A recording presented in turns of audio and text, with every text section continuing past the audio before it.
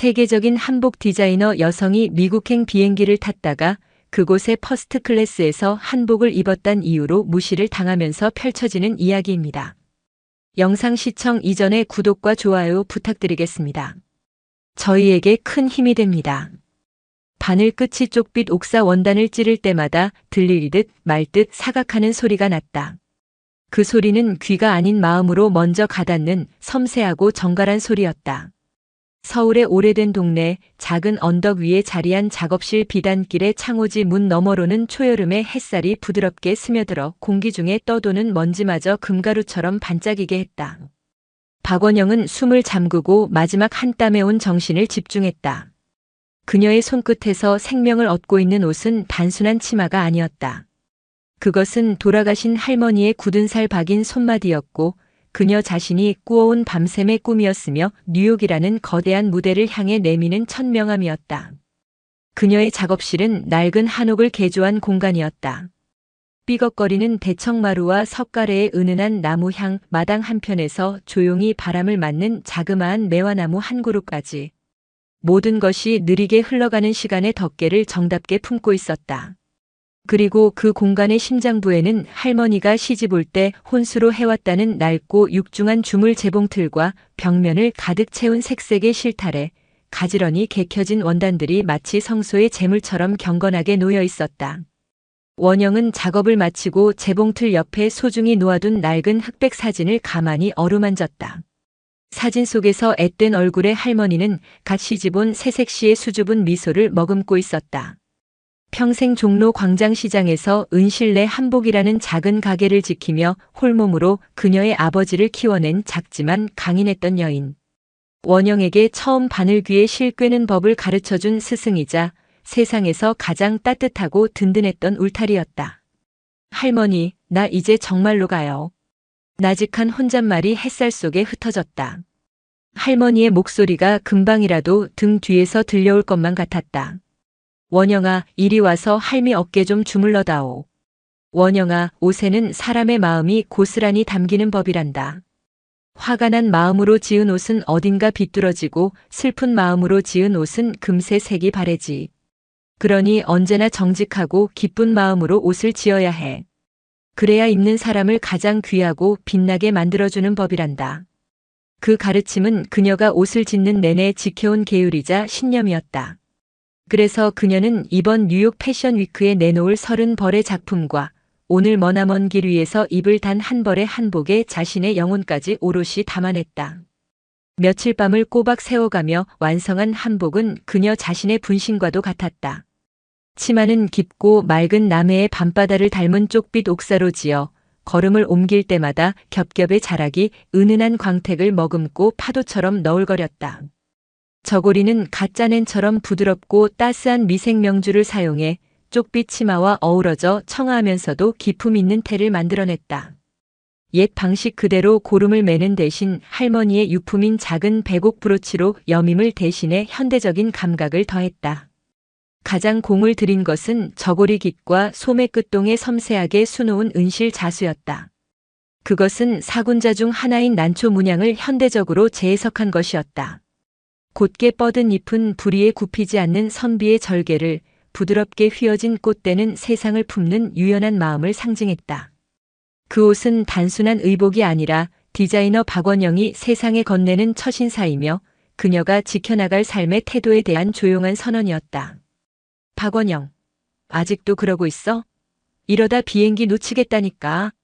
작업실 문이 벌컥 열리며 대학 동기이자 비단길의 살림을 도맡아 하는 친구 유진이 헐레벌떡 들어왔다.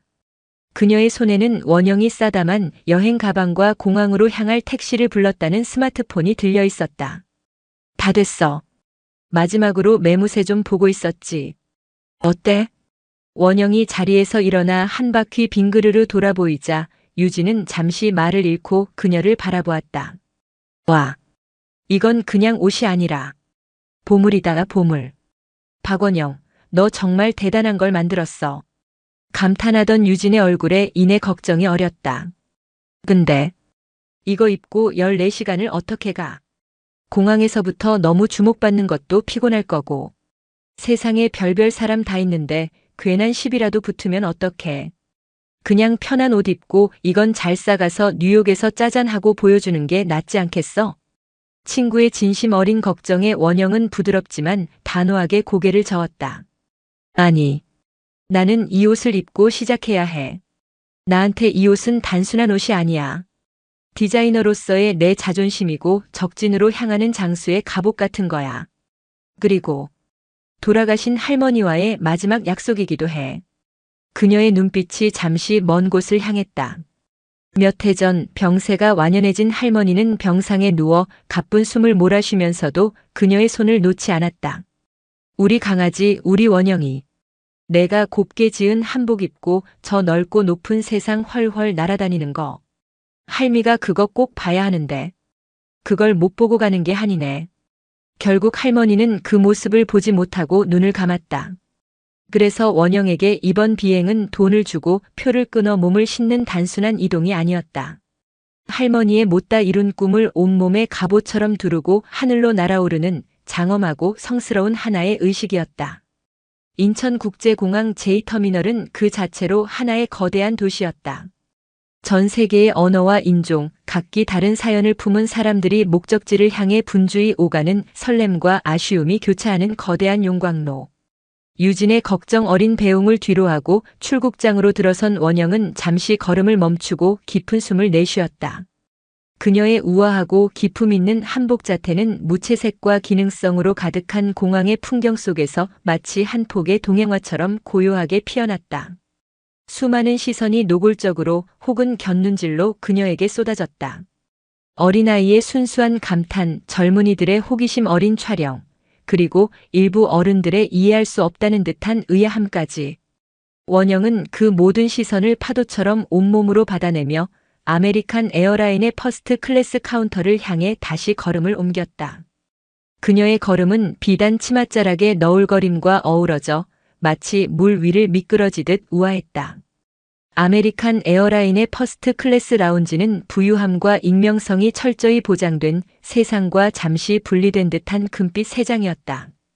바닥에는 발소리를 삼키는 두툼한 카펫이 깔려 있었고 벽면에는 유명 작가의 추상화가 무심하게 걸려 있었다. 나직하게 흐르는 바흐의 첼로 모음곡과 고급 원두커피의 쌉쌀한 향, 각자의 세계에 몰두한 사람들이 조용히 나누는 대화 소리가 공간을 가득 채웠다. 원영은 그 고요함이 편안하면서도 어딘가 모르게 이질적이라고 느꼈다. 그곳은 모든 것이 완벽하게 통제된 너무나 깨끗해서 오히려 비현실적인 공간이었다. 그녀는 활주로가 한눈에 들어오는 가장 안쪽 통유리창 앞에 자리를 잡았다. 곧 저 거대한 철의 새가 자신을 한 번도 가보지 못한 미지의 세계로 데려다 줄 것이다. 기대와 함께 한 가닥의 불안이 가슴속에서 스멀스멀 피어올랐다. 원영이 샴페인 잔을 들어 막 한 모금 마시려던 참이었다. 한 중년의 동양인 남자가 그녀에게 다가와 정중하게 고개를 숙였다. 말쑥한 회색 정장 차림에 날카로우면서도 선한 눈매를 가진 지적인 인상의 남자였다.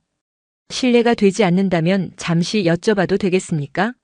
그 아름다운 옷은 혹시 박원영 디자이너님의 작품이 맞는지요?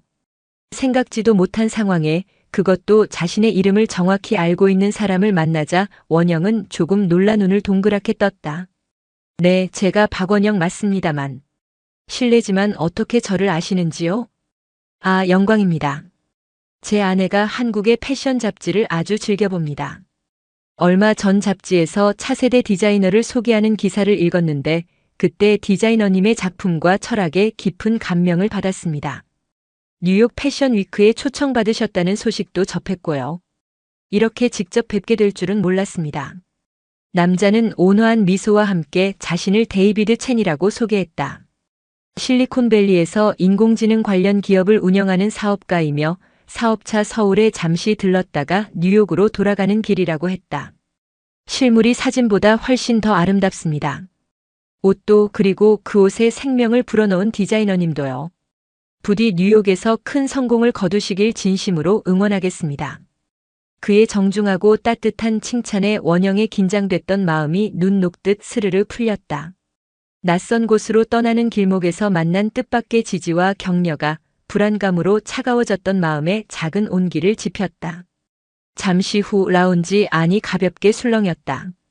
독보적인 카리스마를 지닌 대한민국 대표 원로 배우 오수진이 매니저를 대동하고 들어선 것이다. 세월을 거스른 듯 꼿꼿한 자세와 우아한 분위기는 그녀가 왜 수십 년간 최고의 자리를 지켜왔는지를 증명하는 듯했다. 그녀는 주위를 둘러보다가 창가에 앉은 원영을 발견하고는 잠시 걸음을 멈췄다. 그녀의 날카로운 눈이 원영의 한복을 위아래로 찬찬히 마치 감정사처럼 훑어보았다. 원영은 자신도 모르게 마른 침을 삼켰다. 잠시 후 오수진이 예상을 깨고 직접 원영에게 다가왔다. 아가씨. 나지막하지만 기품 있는 목소리였다. 그 옷은 누가 지었소? 참으로 오랜만에 보는 사람의 손맛이 느껴지는 귀한 솜씨구려. 대한민국 최고의 배우이자 패셔니스타로도 이름 높은 대선배의 갑작스러운 질문과 칭찬에 원영은 저도 모르게 자리에서 벌떡 일어났다. 아, 선생님. 제가 직접 지었습니다. 그래? 허허 어쩐지. 옷에 주인의 혼이 담겨 있는 듯 했어. 젊은 사람이 참으로 대견하구려. 그 고운 옷 더럽히지 말고 그 마음 변치 말고 큰 인물이 되시오. 오수진은 원영의 어깨를 가볍게 두드려주고는 자신의 자리로 돌아갔다. 짧은 만남이었지만 그 무게는 결코 가볍지 않았다. 그것은 같은 한국인으로서 그리고 험난한 예술의 길을 먼저 걸어간 인생 선배로서 보내는 가장 따뜻하고 강력한 지지였다. 원영은 가슴 깊은 곳에서부터 뜨거운 것이 벅차오르는 것을 느끼며 그녀가 사라진 방향을 향해 다시 한번 정중히 허리를 숙였다. 이제 두려울 것이 없었다. 이 여행은 분명 멋진 일들로 가득할 것이다. 뉴욕 케네디 공항으로 가는 아메리칸 에어라인 280편의 탑승을 시작하겠습니다. 드디어 탑승 안내 방송이 울렸다. 원영은 데이비드 첸과 오수진에게 가볍게 목례를 하고 설레는 마음으로 탑승구로 향했다. 항공기 입구에 들어서는 순간 상쾌한 방향제 냄새와 함께 서늘한 냉기가 그녀를 감쌌다. 퍼스트 클래스 객실은 베이지색과 회색이 줄을 이루는 차분하고 고급스러운 공간이었다. 개인 공간이 완벽히 분리된 좌석들은 마치 작은 요새처럼 보였다. 그곳은 사무장 애슐리 밀러의 왕국이었다. 그녀는 갓 20살이 된 주니어 승무원 클로이의 어설픈 테이블 세팅을 날카롭게 지적하고 있었다. 클로이, 냅킨의 각도가 틀렸잖아. 몇 번을 말해야 알아듣겠니? 여긴 이코노미석이 아니야. 모든 것이 완벽해야 하는 곳이라고.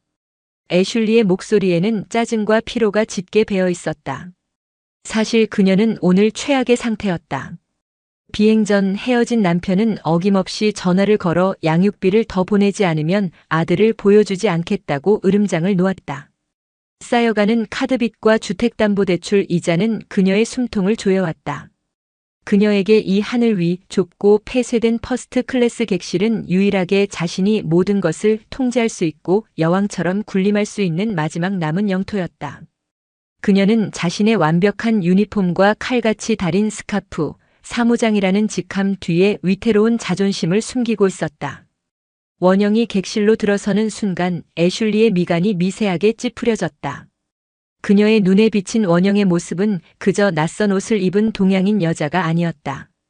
그것은 자신의 완벽하고 질서정연한 왕국에 침입한 이해할 수 없는 이물질이자 혼돈 그 자체였다.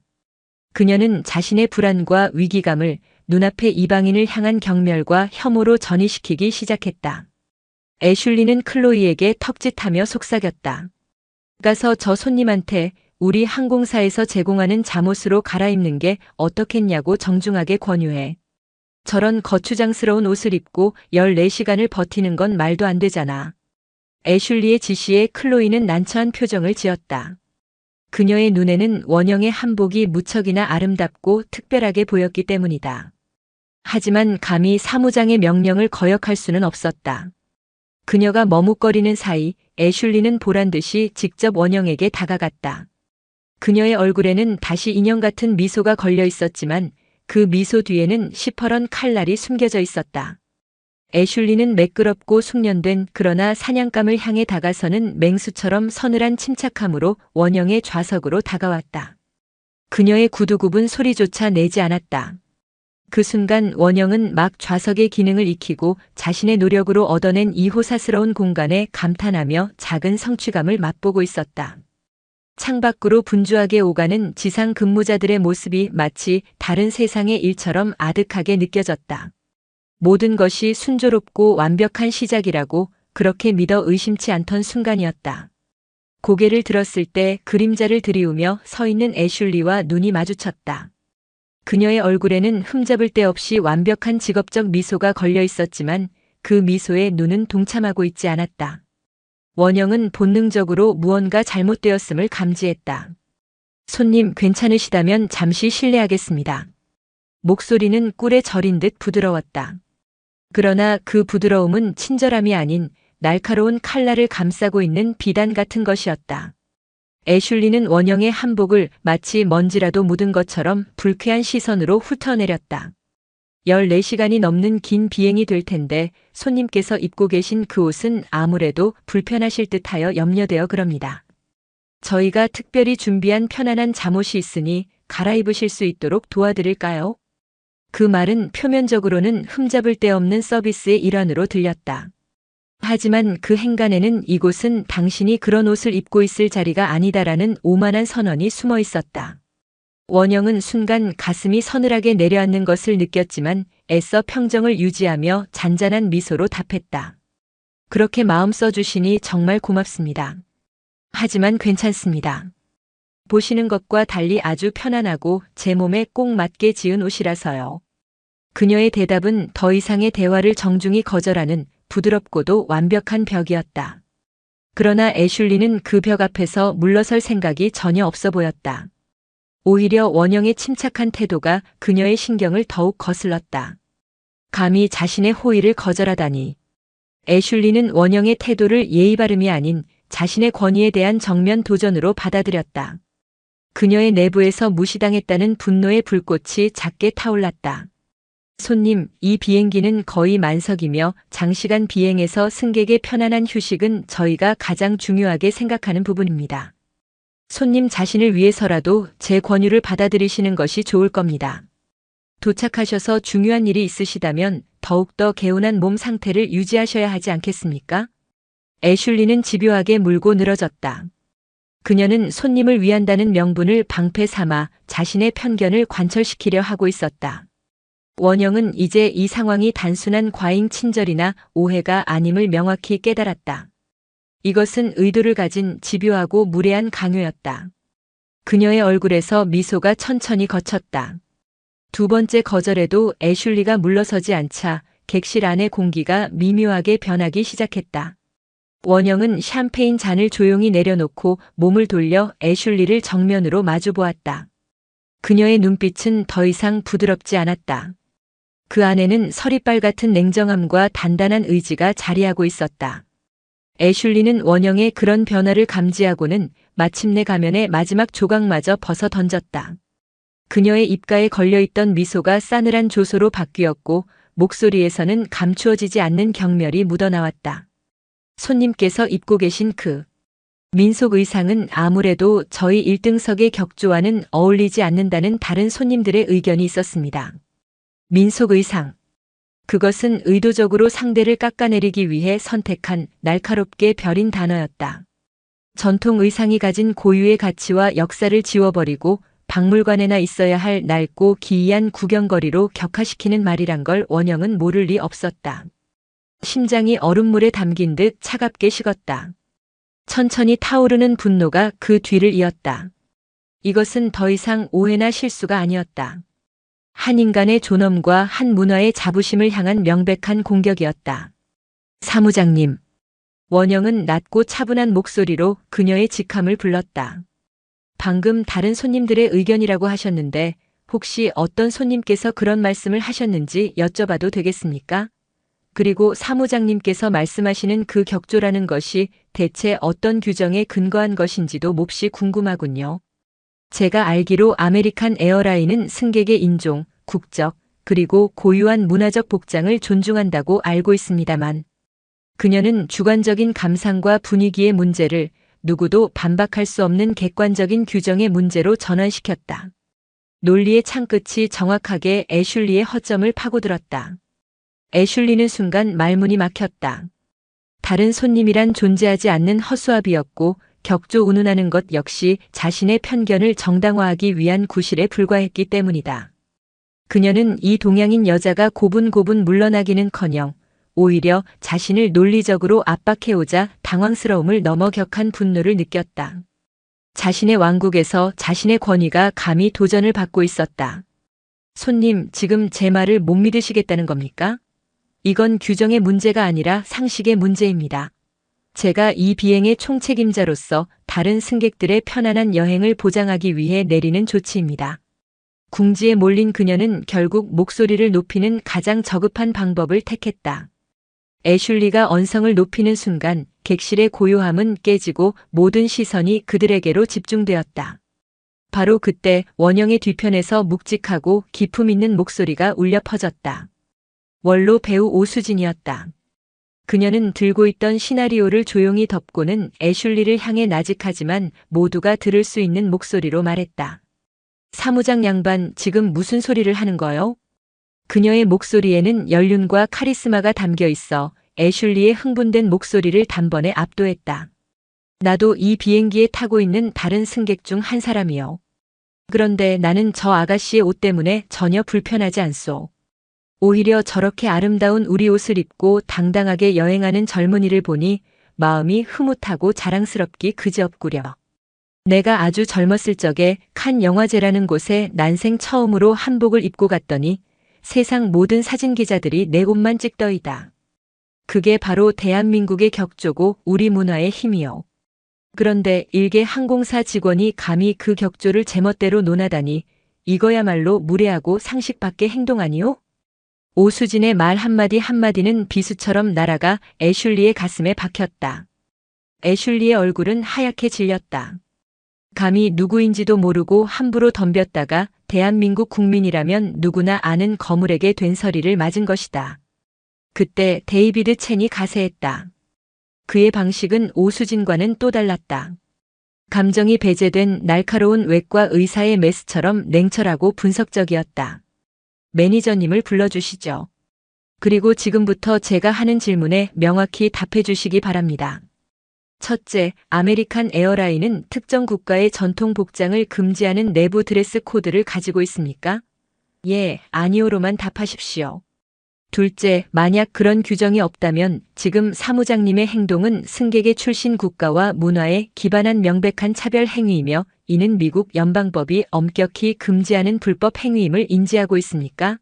셋째, 이 모든 상황은 현재 여러 승객에 의해 기록되고 있으며 이 대화 역시 녹음되고 있다는 사실을 알려드립니다. 자, 이제 어떻게 하시겠습니까? 데이비드 첸은 그저 원형을 변호하는 것을 넘어 상황을 법적 분쟁의 영역으로 끌고 들어왔다. 그는 애슐리와 곧 도착할 그녀의 관리자에게 빠져나갈 수 없는 덫을 놓은 것이다. 객실의 분위기는 완전히 반전되었다.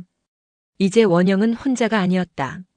앞자리에 앉아있던 건장한 체구의 독일인 사업가는 들리기듯 말듯 말도 안 되라며 혀를 찾고 뒤편의 젊은 부부는 보란듯이 스마트폰을 들어 모든 상황을 촬영하기 시작했다. 주니어 승무원 클로이는 어쩔 줄을 몰라하며 창백한 얼굴로 서 있을 뿐이었다.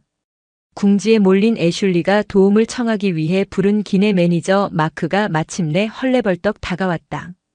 그러나 그는 이미 기울어진 전세를 뒤집기에는 너무나도 무기력하고 비겁한 인물이었다. 기내 매니저 마크는 사면 초가에 빠진 짐승과도 같았다. 그의 눈에는 분노로 이성을 잃기 직전인 베테랑 사무장 애슐리, 범접할 수 없는 위험으로 자신을 꾸짖는 국민 배우 오수진 그리고 차가운 눈으로 법률 용어를 거론하는 예리한 사업가가 한꺼번에 들어왔다. 그리고 그 모든 폭풍의 눈 한가운데에는 흐트러짐 없는 자세로 고요히 앉아있는 저고리 깃의 작은 난초를 피워낸 젊은 여인이 있었다. 그는 식은땀이 등줄기를 타고 흐르는 것을 느꼈다.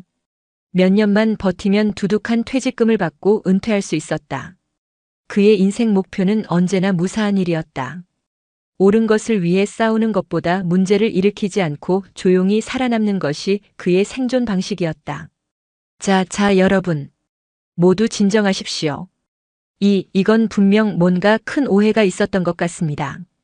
그가 내뱉은 말은 상황을 해결하기 위한 것이 아니라 그저 모든 것을 뭉뚱그려 덮어버리려는 비겁한 시도에 불과했다. 그는 애슐리와 오수진, 데이비드 첸의 불타는 시선을 애써 외면하며 가장 만만해 보이는 원영에게로 몸을 숙였다. 그는 거의 애원하는 듯한 목소리로 다른 사람에게는 들리지 않게 속삭였다. 손님, 제가 정말 죄송합니다. 하지만 지금 비행기가 곧 이륙해야 합니다. 손님 한 분 때문에 다른 300명의 승객이 피해를 볼 수는 없지 않겠습니까? 그러니 제발 이번 한 번만 그냥 좋은 게 좋은 거라고 생각하시고 협조해 주시면 안 되겠습니까? 제가 나중에 회사 차원에서 꼭 정식으로. 그의 말은 원영의 마음에 남은 마지막 한 조각의 인내심마저 부서뜨렸다. 좋은 게 좋은 것이라니. 이명백한 차별과 모욕의 상황을 그저 시끄러운 소란쯤으로 여기는 그의 태도는 애슐리의 노골적인 경멸보다 더 참을 수 없는 모욕이었다. 그것은 피해자의 고통을 하찮게 여기고 오직 자신의 안위만을 위해 진실을 외면하는 가장 비겁하고 폭력적인 방식이었다. 매니저님. 원영은 그의 말을 차갑게 끊었다. 제가 지금 겪고 있는 이 부당함이 매니저님께는 그저 좋은 게 좋은 수준의 문제로 보이십니까? 그리고 이 상황을 만든 것은 제가 아니라 당신들의 오만과 편견입니다. 책임을 전가하지 마십시오. 데이비드 첸이 다시 끼어들었다. 매니저님, 제 질문에 아직 답하지 않으셨습니다. 규정이 있습니까? 없습니까? 마크는 제대로 대답하지 못하고 그건 저희 내부 방침이라. 라며 말끝을 흐렸다. 그의 무능하고 비겁한 대응은 이 문제가 일선 직원의 일탈이 아닌 항공사의 시스템과 교육 자체에 근본적인 결함이 있음을 증명하고 있었다. 마크가 어쩔 줄을 몰라 하며 진땀을 빼던 바로 그 순간 객실 저편에서 다급하고 절박한 외침이 터져나왔다. 여기 좀 도와주세요. 저희 아버지가 숨을 못 쉬세요. 모든 사람의 머리 위로 보이지 않는 찬물이 끼얹어진 듯 객실 안의 모든 갈등과 긴장감, 분노와 적의가 순식간에 그 외마디 비명이 터져나온 곳으로 빨려 들어갔다. 비즈니스 클래스에 앉아있던 백발의 노인 승객이 가슴을 부여잡고 괴로운 표정으로 쓰러져 있었다. 아들의 얼굴은 사색이 되어 있었다. 의사나 간호사 있으십니까? 여기 응급 환자입니다.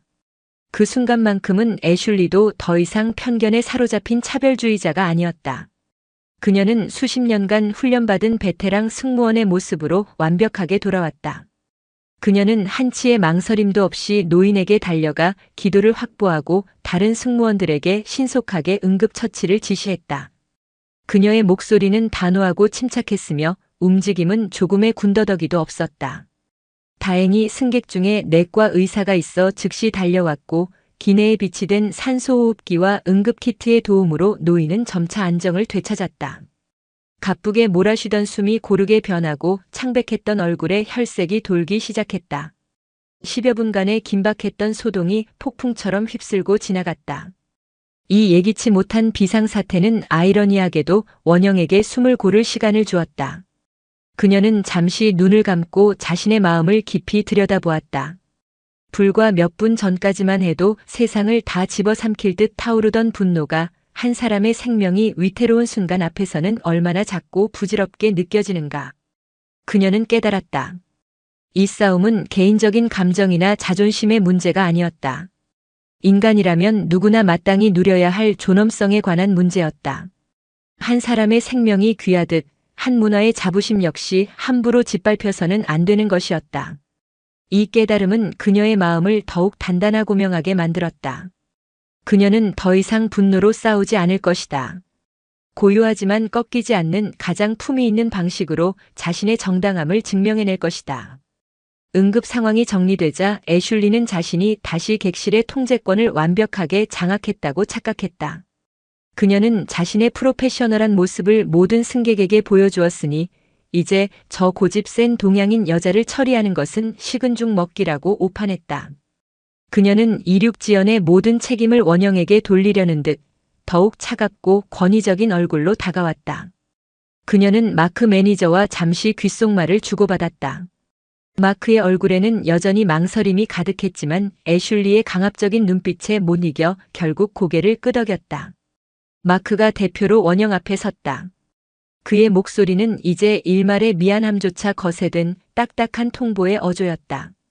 박원영 손님, 마지막으로 통보합니다. 손님의 비협조적인 태도로 인해 저희 항공편은 심각한 운항 지연을 겪고 있습니다. 지금 즉시 저희의 지시에 따라 이코노미 클래스로 이동하시거나 제공된 의복으로 갈아입으십시오. 만약 이 마지막 요구마저 거부하신다면 저희는 기내 안전과 다른 승객들의 권리를 보호하기 위해 공항 보안팀을 호출하여 손님을 이 항공기에서 강제로 하기 조치하겠습니다. 그것은 더 이상의 협상이 아닌 명백한 최후 통첩이었다. 그 순간 비행기는 관제탑의 이륙 허가를 기다리며 활주로를 향해 아주 느리게, 그러나 멈추지 않고 움직이기 시작했다. 창밖으로 보이는 공항의 불빛들이 천천히 뒤로 물러났다. 이제 정말 마지막 선택의 순간이었다. 이 거대한 철의 상자 안에서 그녀는 완벽하게 고립된 듯 보였다. 그러나 원영은 더 이상 두려워하지 않았다. 그녀는 창밖의 어둠을 지나 그 너머의 드넓은 하늘을 바라보았다. 그리고 마침내 데이비드 첸은 자신의 스마트폰 화면을 조용히 눌렀다. 잘 벼린 한 자루의 칼처럼 신중하게 고른 단어들로 구성된 그의 글이 세상이라는 거대한 바다를 향해 던져졌다. 데이비드 첸의 스마트폰에서 떠난 글은 단순한 텍스트가 아니었다. 그것은 수백만 명의 눈과 귀를 가진 거인의 목소리였고 빛의 속도로 퍼져나가는 디지털 시대의 봉화였다. 그의 글은 순식간에 공유되고 번역되고 증폭되었다. 런던의 한 대학 도서관에서 밤늦게까지 공부하던 한국인 유학생은 그 글을 보고 주먹을 불끈 쥐었다. 파리의 패션 블로거는 자신의 블로그에 21세기에 벌어진 야만이라는 제목으로 긴급 포스팅을 올렸다. 뉴욕의 한 인권 변호사는 자신의 SNS에 명백한 소송 사유이며 내가 무료 변론을 자처하겠다는 글을 남겼다. 해시태그는 걷잡을 수 없는 불길이 되어 타올랐고 아메리칸 에어라인의 주가 그래프는 실시간으로 곤두박질치기 시작했다. 지상에서 수만 피트 떨어진 하늘 위에서는 폭풍이 잠잠해졌을지 몰라도 땅 위의 디지털 세상에서는 그야말로 거대한 태풍이 휘몰아치고 있었다. 수십 년간 쌓아온 세계 최고 항공사라는 명성과 이미지가 단 1시간도 되지 않아 산산조각 나고 있었다. 뉴욕 외곽의 자택에서 느긋한 주말을 보내고 있던 마이클 에반스 북미 운항 총괄 부사장은 연달아 울리는 비상 알림에 결국 노트북을 열었다. 화면 가득 펼쳐진 끔찍한 상황과 불타오르는 여론, 그리고 추락하는 주가를 확인한 그의 얼굴이 심각하게 굳어졌다. 바로 그때 그의 딸 릴리가 방으로 들어왔다. 16살인 릴리의 방 벽면은 온통 한국의 아이돌 그룹 포스터로 도배되어 있었다. 릴리가 가장 좋아하는 걸그룹은 얼마 전 전통 한복을 현대적으로 재해석한 무대 의상을 입고 세계적인 찬사를 받으며 빌보드 차트에 오르는 기염을 토했다. 에반스의 시선이 포스터 속 화려하면서도 기품 있는 한복 의상에 머물렀다. 그는 그 옷이 딸의 세대에게 어떤 의미인지, 그것이 지닌 소프트 파워가 얼마나 강력한지를 어렴풋이 알고 있었다. 그는 깨달았다. 이것은 단순히 변덕스러운 승객 한 명과의 마찰이나 서비스의 문제가 아니었다. 이것은 새로운 시대의 거대한 문화적 흐름을 읽지 못하고 낡고 오만한 과거의 방식에 머물러 있는 자신의 회사가 마주한 생존의 위기였다. 지금 이 순간의 결정이 회사의 미래를, 그리고 자신의 경력을 좌우할 것이다. 냉철한 사업가로서의 계산과 새로운 세대를 이해하는 아버지로서의 직감이 동시에 그의 머릿속에서 경고음을 울렸다. 그는 더 이상 망설이지 않았다. 그는 인천공항지사장과 관제탑에 직접 전화를 걸었다. 그의 목소리는 강철처럼 차갑고 단호했다. 지금 당장 인천 280편의 이륙을 중지시키시오. 그리고 기술을 돌려 게이트로 회항시키시오. 이건 내 명령이오. 이 사태는 내가 직접 해결하겠소. 이것은 한 명의 승객에 대한 문제가 아니오. 이것은 우리가 어떤 회사인지, 그리고 앞으로 어떤 회사가 되어야 하는지에 대한 문제요. 당장 실행하시오. 활주로의 끝에서 이륙 허가만을 남겨두고 있던 거대한 보잉 777기가 육중한 엔진음을 울리며 서서히 기술을 돌리기 시작하자 객실안은 극도의 혼란과 불길한 긴장감에 휩싸였다. 관제탑과의 통신 문제로 잠시 게이트로 돌아가 점검하겠습니다라는 기장의 방송을 곧이곧대로 믿는 사람은 아무도 없었다. 모든 승객들은 이 전대미문의 사태의 원인이 무엇인지 알고 있었다. 게이트로 돌아가는 그 10여 분의 시간은 영원처럼 길게 느껴졌다. 객실 안은 무거운 침묵에 잠겨 있었다. 어떤 이는 원망의 눈초리로, 어떤 이는 안쓰러운 눈빛으로, 또 어떤 이는 흥미진진한 구경거리라도 생긴 듯한 표정으로 원형을 힐끔거렸다. 그녀는 그 모든 시선의 무게를 온몸으로 견뎌내야 했다. 그녀는 눈을 감고 할머니의 주름진 손을, 따뜻했던 음성을, 그리고 절개와 포용을 상징하던 저고리의 직선과 곡선을 떠올렸다. 그녀는 결코 부러지지 않을 것이다. 비행기가 마침내 다시 게이트에 연결되고 잠시 후 항공기 문이 열렸다. 딱딱하게 굳은 얼굴의 지상 근무 직원들과 함께 범접할 수 없는 아우라를 풍기는 정장을 입은 중년의 백인 남성이 성큼성큼 걸어 들어왔다. 객실 안의 모든 소음과 움직임이 그 순간 거짓말처럼 멎었다. 마이클 에반스는 한치의 망설임도 없이 퍼스트 클래스 객실 중앙으로 걸어왔다. 그리고 300여 명의 승객과 승무원들이 모두 지켜보는 앞에서 박원영을 향해 90도로 아주 깊고 정중하게 허리를 숙였다. 아메리칸 에어라인을 대표하여 그리고 저 개인의 이름으로 박원영 손님께 저희의 무례와 과오에 대해 가장 깊고 진심 어린 사죄의 말씀을 드립니다. 그의 목소리는 낮았지만 객실 안의 모든 사람의 귀에 선명하게 박힐 만큼 힘이 있었다. 그는 천천히 허리를 펴고 원영의 눈을 정면으로 바라보며 말을 이었다.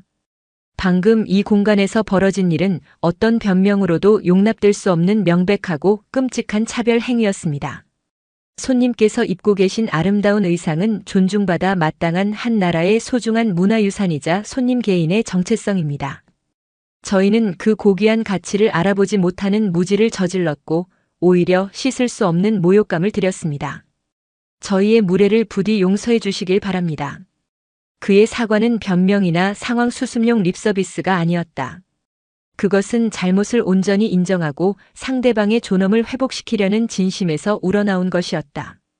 에반스는 곧바로 얼음처럼 굳어 서 있는 애슐리와 마크에게로 시선을 돌렸다. 그의 눈빛은 조금 전 원형을 향하던 온화함은 온데간데 없고 만년설처럼 차갑고 단호했다. 애슐리 밀러 사무장 그리고 마크 오코넬 매니저. 그가 두 사람의 이름을 부르자 그들은 움찔하며 몸을 떨었다. 당신들은 오늘 승무원으로서 그리고 한 인간으로서 절대 해서는 안 될 행동을 했소. 당신들의 어리석고 오만한 편견은 우리 회사가 수십 년간 쌓아온 신뢰와 명예에 먹칠을 했고 무엇보다 한 개인에게 깊은 상처를 주었소. 지금 즉시 이 비행에서 내리시오. 당신들은 우리 회사를 대표할 자격이 없으며 다시는 이 유니폼을 입을 일은 없을 것이오. 자세한 해고 절차는 지상에서 통보받게 될 것이오. 애슐리의 얼굴에서 모든 핏기가 가셨다. 그녀가 지키려 했던 유일한 왕국이 그녀의 발밑에서 와르르 무너져 내리는 순간이었다. 그녀의 눈동자가 초점을 잃고 흔들렸다. 그토록 지키려 했던 자존심의 왕관은 깨어지고 그녀는 더 이상 여왕이 아닌 초라하고 보잘것없는 한 개인으로 전락했다. 보안팀에 의해 팔이 붙들려 넋이 나간 채 끌려나가는 두 사람의 뒷모습을 보며 객실 안에서는 누구도 쉽게 말을 꺼내지 못했다. 잠시 후 완전히 새로운 승무원 팀이 정중한 태도로 탑승해 승객들에게 연신 사과하며 흐트러진 분위기를 수습하기 시작했다. 모든 상황이 정리된 후 에반스는 다시 한번 원영에게 다가갔다. 그는 양해를 구하고 기내 방송용 마이크를 잡았다. 그는 이륙 지연과 회항의 전말을 모든 승객에게 솔직하게 설명했다. 그리고 이 사건을 계기로 전 직원 대상 문화 다양성 및 인종차별 방지 교육을 원점에서부터 전면 재검토하고 다시는 이런 불행한 일이 발생하지 않도록 회사의 모든 정책을 바꾸겠다고 약속했다. 설명이 끝난 후 모두의 시선이 다시 원영에게 향했다. 에반스는 정중하게 그녀에게도 마이크를 건넸다. 원영은 잠시 망설이다가 조용히 마이크를 받아들었다. 그리고 잠시 숨을 고른 뒤 맑고 차분한 목소리로 입을 열었다. 먼저 이 예기치 않은 일로 불편을 겪으신 다른 승객 여러분께 진심으로 죄송하다는 말씀을 드리고 싶습니다. 그녀의 첫 마디는 자신을 향한 사과가 아닌 타인을 향한 배려였다. 객실 안의 모든 사람들이 숨을 죽였다. 저는 괜찮습니다. 다만 이 아름다운 옷에 대해 그리고 이 옷에 담긴 이야기에 대해 잠시 말씀드릴 기회를 주셔서 감사합니다. 이 옷, 한복은 대한민국이라는 나라를 대표하는 전통 의상입니다. 이 옷의 고든 직선에는 불의에 타협하지 않는 올곧은 정신이 담겨 있고 부드러운 곡선에는 세상의 모든 것을 끌어안는 너그러운 마음이 담겨 있습니다. 그리고 제게 이 옷은 평생 바느질로 저를 키우신 저의 할머니이자 저의 역사이며 제가 세상에 내딛는 첫걸음의 꿈이기도 합니다. 그녀의 목소리는 떨리지 않았다. 그 안에는 분노나 원망 대신 자신의 문화에 대한 깊은 애정과 자부심이 담겨 있었다. 오늘 이 자리에서 저는 한 개인으로서가 아니라 하나의 문화를 대표하는 사람으로서 존중받고 싶었을 뿐입니다. 에반스 부사장님의 진심 어린 사과와 책임 있는 조치에 깊이 감사드립니다. 바라건대 이 일이 저 개인에 대한 사과를 넘어 이 세상에 존재하는 수많은 다양한 문화가 그 어떤 편견이나 차별 없이 서로의 색깔 그대로 존중받는 작은 계기가 되기를 진심으로 소망합니다. 그녀의 말이 끝나자 잠시의 정적이 흘렀다. 그리고 이내 객실 앞 모든 곳에서 우레와 같은 박수가 터져나왔다. 그것은 단순히 한 사람의 용기에 대한 찬사가 아니었다. 그녀가 보여준 높은 품격과 깊은 마음에 대한 진심 어린 존경의 표현이었다. 다시 하늘로 솟아오른 아메리칸 에어라인 280편의 분위기는 이전과는 완전히 달라져 있었다. 딱딱하고 사무적이었던 공간은 하나의 특별한 경험을 공유한 사람들의 공동체처럼 따뜻하고 부드러운 유대감으로 채워졌다. 원로 배우 오수진은 자신의 젊은 시절 할리우드에서의 경험을 이야기해주며 세상은 스스로 존귀해지는 자를 존귀하게 대접하는 법이라는 따뜻한 조언을 건넸다. 데이비드 첸은 자신의 사업 이야기를 들려주며 박 디자이너님의 브랜드 철학은 이 시대가 가장 필요로 하는 것이라며 그녀의 사업적 미래를 응원했다. 심지어 처음에는 원영을 귀찮다는 듯 쳐다보던 독일인 사업가마저 다가와 당신의 용기에 깊은 감명을 받았다며 서툰 영어로 악수를 청했다. 비행 내내 원영은 더 이상 낯선 이방인이 아니었다. 그녀는 자신의 정체성을 당당히 지켜낸 모두의 존경을 받는 한 명의 예술가였다. 그녀는 창밖으로 펼쳐진 끝을 알 수 없는 푸른 하늘과 솜사탕 같은 구름을 바라보았다. 할머니가 그토록 보고 싶어 했던 그녀가 자신의 꿈을 입고 훨훨 날아오르는 바로 그 풍경이었다. 눈가에 뜨거운 것이 맺혔지만 그녀는 울지 않고 환하게 미소 지었다. 뉴욕 케네디 공항에 도착했을 때 게이트 앞은 이미 수십 개의 카메라와 마이크를 든 전 세계의 취재진으로 인산인해를 이루고 있었다. 하늘 위에서 벌어진 전대미문의 회항 사건과 거대 항공사를 무릎 꿇린 용기 있는 한국인 디자이너의 이야기는 그녀가 하늘을 나는 동안 이미 전 세계의 가장 뜨거운 뉴스가 되어 있었다. 원영은 잠시 숨을 골랐다. 두려움이 없었다면 거짓말일 것이다. 하지만 그녀의 곁에는 이제 든든한 아군이 된 데이비드 첸과 오수진이 함께했다. 오수진이 그녀의 어깨를 감싸 안으며 속삭였다. 아가씨, 이제부터가 진짜 무대야. 고개 빳빳이 들고 세상에서 제일 우아한 걸음으로 나가는 거야. 넌 오늘 이 공항의 주인공이니까. 그녀는 수많은 카메라 플래시 세례를 받으며 당당하게 걸어나갔다. 쏟아지는 질문 앞에서 그녀는 미리 준비된 대본이 아닌 자신의 마음에서 우러나오는 목소리로 차분하게 말했다. 저는 싸우려던 것이 아닙니다. 저는 그저 다름이 틀림이 아니라는 아주 단순한 사실을 말하고 싶었을 뿐입니다. 빨간색은 빨간색대로, 파란색은 파란색대로 아름답습니다. 이 세상의 모든 아름다움은 각자의 고유한 색깔을 가질 때 비로소 완전하게 빛난다고 저는 굳게 믿습니다. 제 옷이 그리고 저의 이야기가 그 믿음의 작은 증거가 되기를 바랍니다. 그녀의 인터뷰는 단순한 사건의 해명을 넘어 문화적 다양성과 인간 존엄이라는 시대적 화두를 던지는 하나의 선언이 되어 전 세계로 타전되었다. 그녀는 하룻밤 사이에 뉴욕 패션계에 데뷔하는 무명의 신진 디자이너에서 자신의 철학을 가진 영향력 있는 문화 아이콘으로 거듭나 있었다. 뉴욕 패션 위크에서 열린 박원영의 쇼 하늘 위, 비단길은 패션계 인사들과 언론의 폭발적인 관심 속에서 막을 올렸다. 쇼의 모든 것은 그날의 비행과 연결되어 있었다. 첫 번째 스테이지의 의상들은 억압과 편견을 상징하는 어둡고 모노톤의 색채로 시작해 점차 연대와 희망을 상징하는 다채로운 색상으로 변화했다. 쇼의 음악으로는 바흐의 첼로 모음곡이 웅장하게 울려 퍼졌다. 그리고 마침내 쇼의 마지막 모든 조명이 꺼지고 잠시 정적이 흐른 뒤 단 하나의 스포트라이트가 런웨이 끝을 비추었다. 그곳에는 바로 그날의 비행에서 그녀가 입었던 바로 그 인천의 한복을 입은 원영이 서 있었다. 어떤 모델보다도 당당하고 우아한 모습이었다. 그녀가 런웨이를 걸어 나오자 객석의 모든 관객이 마치 약속이라도 한 듯 자리에서 일어나 기립박수를 보냈다. 박수 소리는 오랫동안 멈추지 않았고 원영은 뜨거운 조명 아래에서 조용히 눈을 감았다. 이것은 단순한 패션쇼의 성공이 아니었다. 한 인간의 존엄이, 하나의 문화적 자부심이 거둔 눈부신 승리의 순간이었다. 쇼가 끝난 후 그녀의 이름 앞에는 천재 디자이너라는 수식어가 붙었고 세계적인 백화점과 명품 브랜드들의 협업 제안이 쇄도했다. 그녀의 꿈이 가장 혹독한 시련을 거쳐 가장 찬란하게 피어나는 순간이었다. 그녀의 이야기는 쉽게 사그라지지 않고 긍정적인 파문과 메아리가 되어 세상 곳곳으로 퍼져나갔다.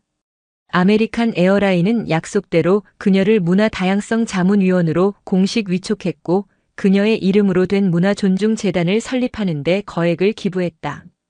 그들의 위기 대응은 최악의 스캔들을 최고의 기업 이미지 쇄신의 기회로 바꾼 경영학 교과서에 실릴 만한 사례가 되었다. 얼마 후 원영은 한 통의 편지를 받았다. 그날의 주니어 승무원이었던 클로이가 보낸 것이었다. 그녀는 회사의 새로운 문화 감수성 교육 프로그램의 강사로 발탁되었으며 자신의 첫 강의를 원영의 이야기로 시작했다는 소식을 떨리는 손글씨로 전해왔다. 디자이너님께서 보여주신 용기 덕분에 저 또한 침묵하지 않고 목소리를 내는 법을 배우고 있습니다. 그 편지는 원영에게 그 어떤 성공보다 더 큰 감동과 보람을 안겨주었다. 비겁한 침묵을 선택했던 매니저 마크 역시 회사를 그만둔 뒤 긴 사죄의 편지를 보내왔다. 그는 자신의 비겁함을 깊이 뉘우치고 있으며 남은 생은 다른 문화를 이해하는 데 힘쓰며 살아가겠다고 적었다. 1년 후 다시 초여름의 햇살이 비추는 서울의 비단길 작업실. 그녀의 작업실은 이제 세계 각지에서 온 주문과 제자들로 북적이는 명실상부한 한국 최고의 한복 아틀리에가 되어 있었다. 그러나 원영은 여전히 할머니의 낡은 재봉틀 앞에 앉아 직접 바느질하는 시간을 가장 소중히 여겼다. 그녀는 뉴욕의 메트로폴리탄 박물관에 영구 전시될 새로운 작품을 만들고 있었다. 작품의 이름은 AA280. 쪽빛 하늘을 닮은 비단 위에 구름과 바람과 수많은 사람들의 얼굴이 금실로 섬세하게 수놓아지고 있었다. 창가에 놓인 작은 책상 위에는 데이비드 첸이 보내온 뉴욕의 풍경 엽서와 다음 영화 의상은 꼭 박 디자이너에게 맡기고 싶다는 오수진의 친필 편지가 놓여 있었다. 원영은 바늘을 잠시 내려놓고 창밖의 매화나무를 바라보았다. 지난해보다 더욱 풍성해진 나뭇가지 사이로 파란 하늘이 눈부시게 펼쳐져 있었다. 그 하늘 위로 1년 전 그녀가 날아왔던 그 비단길이 겹쳐 보였다. 그것은 더 이상 시련과 투쟁의 길이 아니었다. 이해와 연대 그리고 존중으로 이어진 세상에서 가장 아름답고 눈부신 길이었다. 원영의 입가에 할머니를 닮은 온화하고 평화로운 미소가 조용히 피어올랐다. 오늘도 시청해 주셔서 감사합니다. 영상이 즐거우셨다면 구독과 좋아요 부탁드리겠습니다.